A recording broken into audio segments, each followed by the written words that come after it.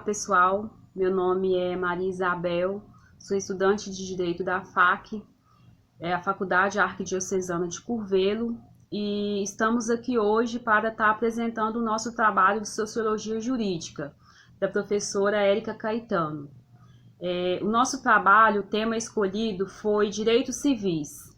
A gente vai estar expondo, como que iniciou a conquista desse direito, embasado no livro do autor José Murilo de Carvalho, Cidadania no Brasil, Longo Caminho. E como o próprio nome já diz, houve um longo caminho, para a conquista desses direitos. Inicialmente, para o autor, ele vai falar sobre cidadania, como o próprio nome do livro já diz. Cidadania, para ele, foi um fenômeno complexo e historicamente definido, onde o exercício pleno dos direitos, eles não automaticamente faria com que o cidadão ele gozasse de todos os direitos. O exercício pleno do direitos civis não faria com que o cidadão gozasse dos direitos políticos e sociais. Para o autor, a cidadania ela deveria ser entendida na conquista e o exercício desses direitos, os direitos civis, os direitos políticos e os direitos sociais.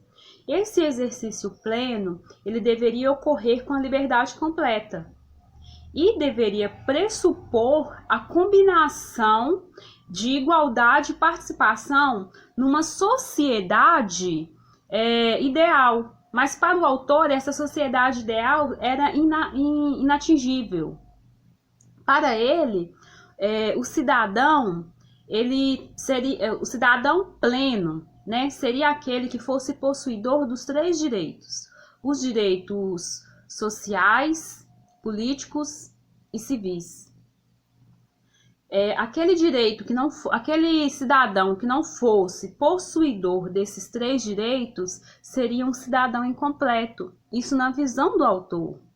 Para ele, não era suficiente os direitos e as obrigações estarem estabelecidas na Constituição se efetivamente o cidadão ele não gozasse desses direitos, Então, a gente vai estar expondo ao longo do nosso vídeo como que iniciou essa luta, como que as revoluções que foram enfrentadas, como que foi a conquista desses direitos. Agora vocês vão ficar com a definição de direitos civis. Olá pessoal, dando continuidade ao que a Maria Isabel falou, vou estar falando sobre a definição do conceito de direitos civis. São direitos que garantem a vida em sociedade. São os direitos fundamentais à vida, à liberdade, à propriedade, à igualdade perante a lei. Têm como base ou estão fundamentados na liberdade individual. Sem esta, tornam-se praticamente impossíveis. Tais direitos correspondem à garantia de ir e vir, de escolher o trabalho, de manifestar o pensamento, de organizar-se, de ter respeitada a inviolabilidade do lar e da correspondência, de não ser preso a não ser pela autoridade competente e de acordo com as leis, e não ser condenado sem processo legal regular. Uma condição fundamental é que esses direitos sejam garantidos por uma justiça independente, eficiente, barata e acessível a todos. São eles que garantem as relações civilizadas entre as pessoas e a própria existência da sociedade civil, surgida com o desenvolvimento do capitalismo. Sua pedra de toque é a liberdade individual. A luta pelos direitos, todos eles, sempre se deu dentro das fronteiras geográficas e políticas do Estado-nação. Era uma luta política nacional, e o cidadão que dela surgia era também nacional. Então a construção da cidadania tem a ver com a relação das pessoas com o Estado e com a nação. As pessoas se tornavam cidadãs à medida que passavam a se sentir parte de uma nação e de um Estado. Para Carvalho, em geral, o processo de cidadania inicia com a aquisição dos direitos civis. O indivíduo, de posse de seus direitos civis, tem liberdade para pensar, agir e manifestar suas opiniões e escolhas. Com isso, o indivíduo começa a exercer seus direitos políticos e participar das decisões que impactam sua vida e de sua sociedade. E, finalmente, a participação política possibilita a reivindicação dos direitos sociais a fim de melhorar a qualidade de vida do indivíduo e da comunidade em que está inserido. Pessoal, eu vou expor os conflitos enfrentados na concepção dos direitos civis. Do ponto de vista do progresso da cidadania, a única alteração importante que houve nesse período foi a abolição da escravidão em 1888.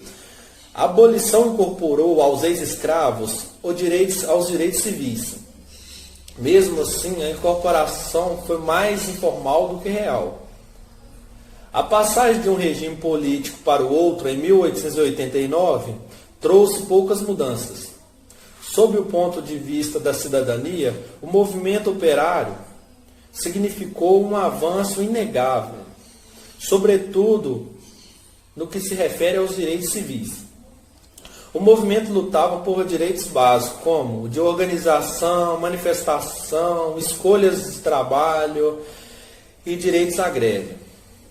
Os operários lutavam também por uma legislação trabalhista que regularizasse os horários de trabalho, o descanso semanal, as férias e por direitos sociais, como seguros de acidentes de trabalho e aposentadoria. Também falarei a respeito do apontamento dos direitos, noções dos direitos civis, heranças da colonização e os obstáculos dos direitos civis. O movimento abolicionista que ganhou força a partir de 1887 foi um movimento nacional. Embora predominantemente urbano, envolveu pessoas de várias camadas sociais, desde membros da elite, como Joaquim Nabuco, até os próprios escravos, passando por jornalistas, pequenos proprietários e operários. Principalmente, tratou-se de uma luta por direitos civis básicos à liberdade. Os direitos civis progrediram lentamente. Não deixaram de figurar nas 3 constituições do período, inclusive na ditatorial de 1937. Na sua garantia, na vida real, continuou precária para a grande maioria dos cidadãos. Durante a ditadura, muitos deles foram suspensos, sobretudo a liberdade de expressão, de pensamento e de organização. O regime ditatorial promoveu a organização sindical, mas fez dentro de um arcabouço cooperativo, uma estreita vinculação com o Estado. O período de 1968 a 1974 compreende-se os anos mais sombrios da história para o país no ponto de vista dos direitos civis e políticos. Dando o golpe de 64, os direitos civis e políticos foram duramente atingidos pelas medidas de repressão. Os direitos civis foram os que mais sofreram durante os governos militares. A Constituição de 1988 ainda inovou, criando o direito de habeas datas, e em virtude de qualquer pessoa pôde exigir o governo a certas informações existenciais sobre elas nos regimes públicos, mesmo os de caráteres confidenciais. Olá, eu sou a Mary. Vamos dar continuidade ao trabalho. Vamos falar agora sobre a noção de direito civil na sociedade brasileira do século XIX, fundamentada na escravidão. É possível?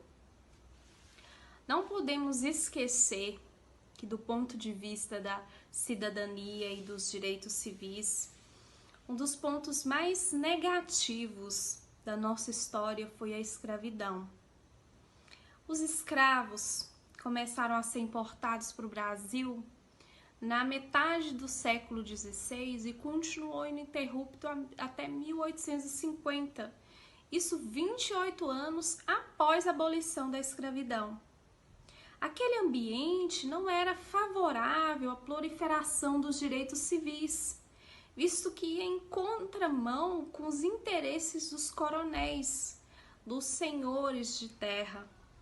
Os escravos não eram vistos como cidadãos. Eles apanhavam, não tinham direito à liberdade. Em alguns casos extremos, não tinha direito até à sua própria vida. Existia ainda uma classe intermediária entre os escravos e os senhores. Estes, do ponto de vista legal, eram livres, mas dependiam integralmente dos senhores para trabalho, para moradia, para defenderem das arbitrariedades do governo e dos outros proprietários de terra. Neste sentido, a única alternativa para os escravos era a fuga e começaram a se formar os quilombos. Nos próprios quilombos, alguns escravos iam se destacando na formação de riquezas e terra e se tornavam proprietários eventualmente de terra, se tornavam senhores. Desta maneira, a escravidão estava em todas as camadas da sociedade. Não existiam os direitos civis básicos. As mulheres e os escravos dependiam em tudo dos senhores. Estes eram a justiça e as suas vontades tinham que prevalecer em todas as situações. Aquele ambiente não respeitava os direitos civis, não respeitava os direitos das mulheres, não respeitava os direitos dos escravos. Estes não tinham direito a nada, não podiam nem mesmo serem considerados como cidadãos. Veja, hoje pouca coisa mudou. Como está a sociedade brasileira se tratando de direitos civis? Do ponto de vista legal, sabemos que houve-se um avanço. Muitos direitos foram criados, muitos direitos foram ampliados, mas isso do ponto de vista legal, porque na prática a gente sabe que existe uma escravidão moderna chamada desigualdade social. Muitas pessoas, principalmente as camadas mais baixas da sociedade, não têm os seus direitos civis respeitados. Dependem ainda dos seus senhores para trabalho, moradia, emprego, e faltam a estes acesso à justiça, respeito aos seus direitos mais básicos, e é isso que precisamos mudar na nossa sociedade.